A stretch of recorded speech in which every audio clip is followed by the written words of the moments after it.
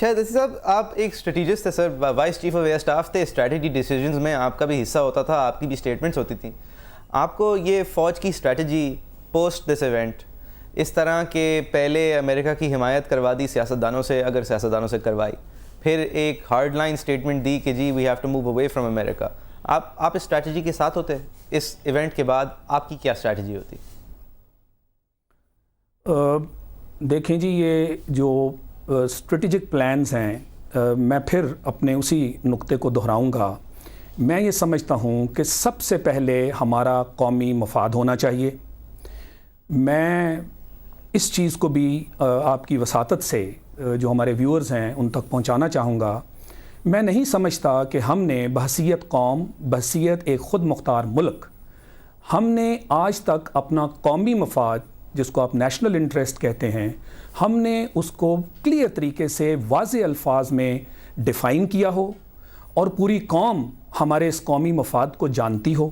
جب تک آپ اپنا قومی مفاد ڈیفائن نہیں کرتے, آپ خود بتائیے, آپ ڈیفائن کیجئے, کیا ہم اس مفاد کی خاطر کیا اپنی کوئی پالیسی بنا سکتے ہیں؟ آپ بتائیے. جہاں تک میں جانتا ہوں, voice chief of air staff, جہاں تک میں جانتا ہوں, بتائیے. جی سر بتائیے, اب ہمارا مفاد کیا ہے؟ نہیں دیکھیں, یہ قومی مفاد ایسے نہیں کہ میں یہاں بیٹھ کے ایک فکرے میں آپ کو قومی مفاد کہتا ہوں. نہیں سر, پرو امریکہ اینٹی امریکہ انسان کے, سوری میں آپ کی پوری اسٹیٹمنٹ نہیں چاہ رہا, پرو امریکہ اینٹی امریکہ, جی ہمارے قوم کی مفاد میں اس وقت کیا ہے؟ امریکہ سے پیسے لیں اور ان کا ساتھ دیں, یا امریکہ سے پیسے نہ لیں ان کا ساتھ نہ دیں؟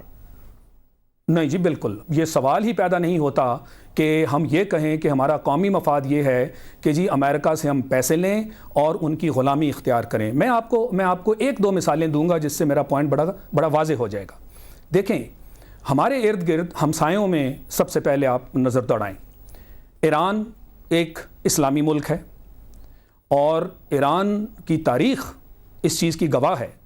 Of course Shah of Iran سے پہلے بھی, مگر اس وقت بھی وہ خود مختاری کا اپنا خیال رکھتے تھے. اس کے بعد آپ ان کا پورا ٹریک ریکارڈ دیکھیں کہ انہوں نے کتنے وقار کے ساتھ, ان کے اوپر سینکشنز بھی, ایمبارگوز بھی, تھریٹس بھی, ہر طرح کی چیز جس کو انہوں نے فیس کیا ہے, اور وہ ایک ایٹمی طاقت بھی نہیں ہے, مگر اس کے باوجود انہوں نے اپنے قومی وقار کے اوپر کبھی ٹھیس نہیں آنے دی. وہاں تو کوئی ڈرون اٹیک نہیں کیے گئے. دیکھیے سر, ایران کے اندر جو یہ لائن ٹو کی جاتی ہے نا, ہم زندہ قوم ہیں, وقار وقار ہیں, یہ ریولیوشنری گارڈ ایران کے کراتے ہیں.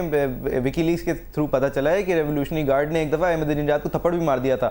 یعنی باہر جو باتیں نکلتی ہیں وہ الگ, لیکن ایرانی عوام کو بہت ساری دقتوں اور دشواریوں کا سامنا ہے سر. رائٹ کرتے ہیں وہ اپنی پولیٹیکل لیڈرشپ کے خلاف, اپنے ریولیوشنری گارڈ انہیں دباتے ہیں. ایران کے اندر آل از ناٹ ویل.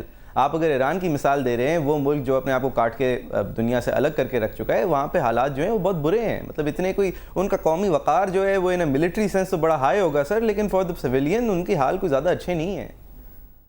دیکھیں جی, بات یہ ہے کہ جو سب کے سامنے ایک تاثر ہے, کیا آپ جو پاکستان میں ہو رہا ہے کہ جی ہمارا قومی وقار مجروح ہو رہا ہے, دنیا کے سامنے ہم جو ہیں ایک رسوائی, قومی وقار اس حوالے سے مجروح نہیں ہوا تھا سر جب 700 یارڈ دور کاکل تھا اور اس سے 700 یارڈ ادھر بن لادن تھے. یہ بھی تو قومی وقار کو مجروح ہونے والی بات ہوئی نا سر.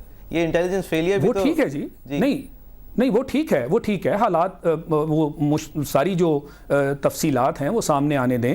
میں کوئی ایسی اگزامپل آپ کے سامنے پرفیکٹ شاید نہیں پیش کرنا چاہ رہا تھا, مگر میں آپ سے کہنا یہ چاہ رہا تھا کہ جب آپ دونوں کا موازنہ کرتے ہیں کہ ایک طرف ایک ملک ہے, اس نے اپنے قومی وقار کو بلند رکھا ہوا ہے, جو اندر حالات ہیں وہ اس حد تک ابتر نہیں ہیں. گو آپ جو باتیں کر رہے ہیں مختلف اس کے پہلو میں بھی ان سے واقف ہوں, مگر میں پھر بھی یہ کہوں گا کہ بحیثیت قوم, بحیثیت ایک ملک, دنیا کے سامنے آپ جب اس طرح کھڑے ہو جاتے ہیں کہ جی ہم اپنے قومی وقار کا, ہم اپنی آزادی کا اس طرح سودا نہیں کریں گے. اچھا, میں اور مثالیں آپ کو دیتا ہوں.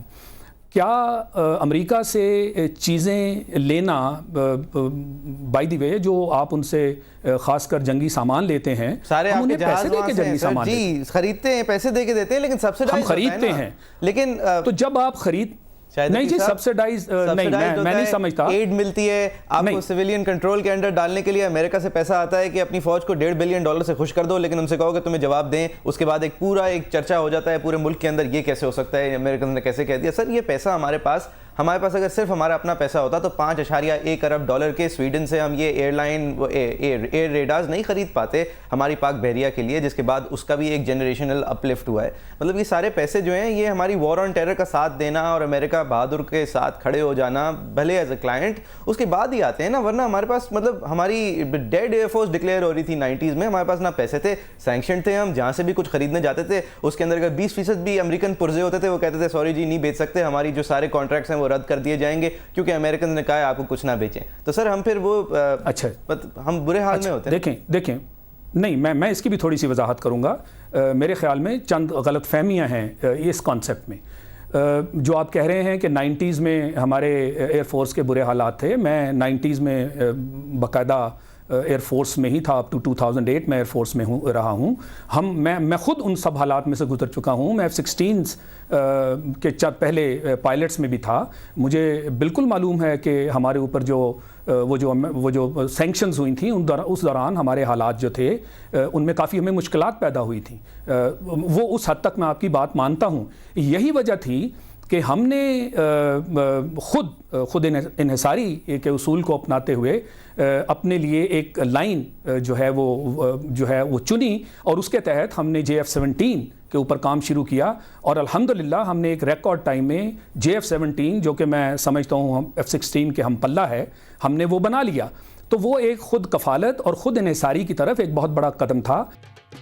آپ سے کہا آپ کہہ رہے ہیں سر, ایک سیکنڈ میں اس کی وضاحت لے لوں سر, یہ کافی اہم ہے میرے لیے. آپ کہہ رہے ہیں کہ ٹھیک ہے سیاستدان جو ہیں وہ اگر کچھ نہیں کر رہے تو پھر کوئی تو کرے گا, لہٰذا ہمارے فوجی اس لیے کر رہے ہیں اس لیے ہمارے سیاستدان اس وقت نااہل ہیں.